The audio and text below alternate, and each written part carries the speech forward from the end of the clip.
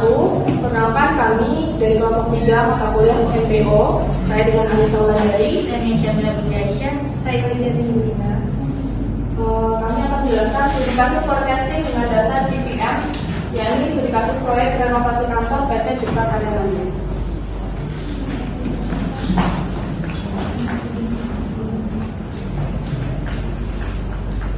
Oke, di sini ada latar belakang masalahnya.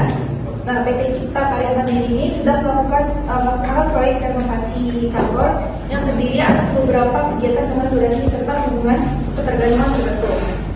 Nah, dalam pelaksananya, manajemen proyek ini dituntut untuk memastikan bahwa seluruh rangkaian kegiatan dapat diselesaikan tepat waktu tanpa mengalami keterlambatan, sehingga tim diminta untuk melakukan yang pertama itu perhitungan CPM atau identifikasi jalur kritis proyek.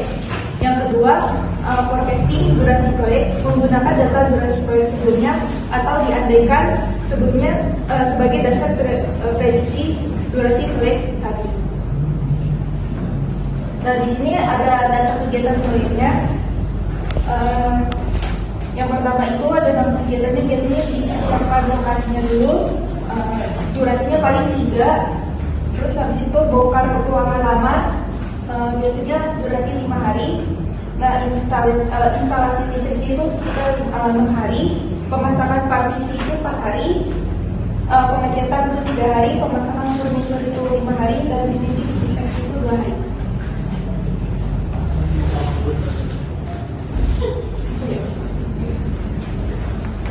Lanjut ke perhitungannya, yakni tahap pertama dalam GPM adalah perhitungan forward pass yang tujuan untuk menentukan waktu mulai paling awal dan waktu selesai paling awal atau earliest start dan earliest finish.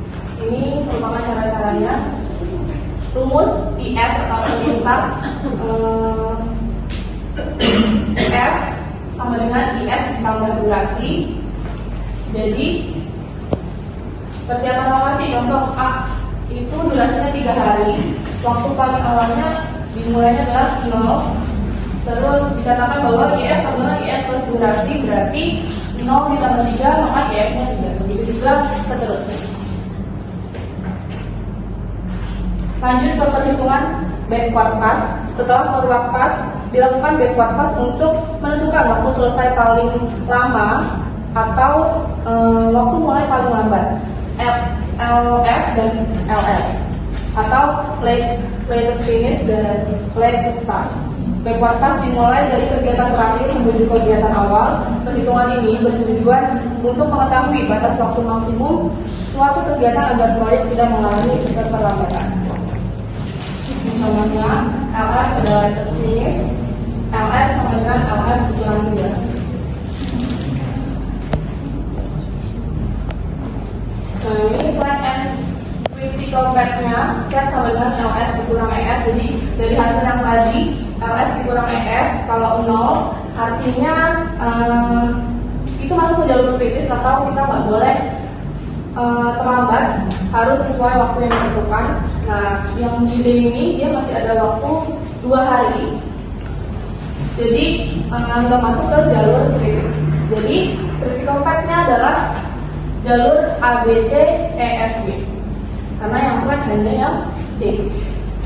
Durasi total 24 hari. Nah, ini merupakan jalur PPM-nya.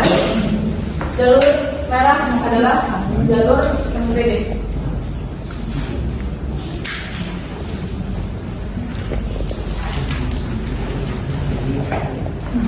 Berikut adalah bagian forecasting data durasi proyek sebelumnya untuk memprediksi durasi proyek yang akan datang, yaitu tahun 2020 durasi proyeknya 30 hari, 2021 28 hari, 2022 27 hari, 2023 25 hari, 2024 24 hari. Terlihat tren durasi makin singkat karena efisiensi meningkat.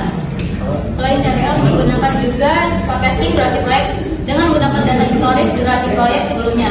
Data menunjukkan adanya tren penurunan durasi proyek dari tahun ke tahun yang masih kasihkan adanya peningkatan efisiensi pelaksanaan proyek. Berikut menggunakan metode moving average, yaitu MA sama dengan 24 ditambah 25 dibagi 2 sama dengan 24,5. Prediksi durasi berikutnya sama dengan 24 sampai 25 hari.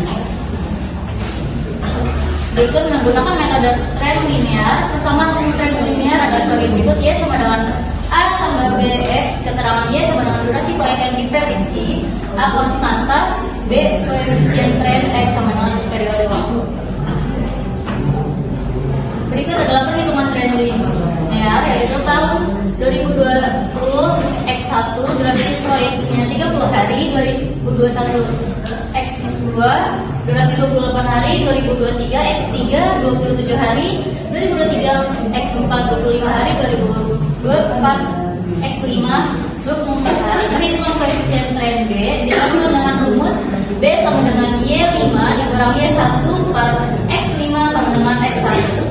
B sama dengan 24 dikurang 30 per 5 dikurang 1. B sama dengan min 6 dari 24 dikurang 30 per 4 sama dengan 1,5. Nilai konstanta A dihitung menggunakan data terakhir.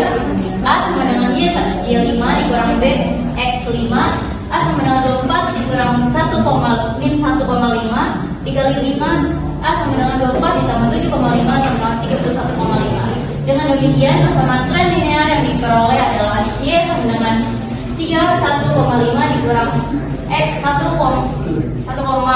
X. Forecasting durasi proyek untuk periode berikutnya adalah X sama dengan 6 adalah Y6 sama dengan 31,5 dikurang 1,5 dikali 6, yaitu Y6 sama dengan 31,5 dikurang 9. Hasilnya adalah 22,5. Hasil forecasting menunjukkan bahwa durasi proyek diperkirakan sekitar 22,5 hari yang kemudian dibulatkan menjadi 23 hari.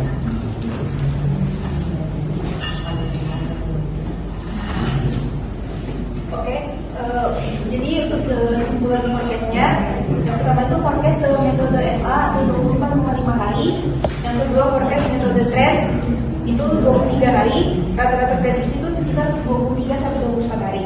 Nah, CPM hasil perhitungan proyek saat ini itu 24 hari sesuai dengan forecasting proyek realistis. Nah, jadi di sini itu disimpulkan bahwa CPM itu mampu menentukan urutan kegiatan dan jalur kritisnya dengan durasi total 24 hari. Nah, sementara biasanya hasil forecasting itu dengan durasi proyek sekitar 23 sampai 24 hari. Nah, sesuai hasil CPM dan forecasting itu menunjukkan bahwa perencanaan waktu proyeknya dilakukan sudah cukup akurat.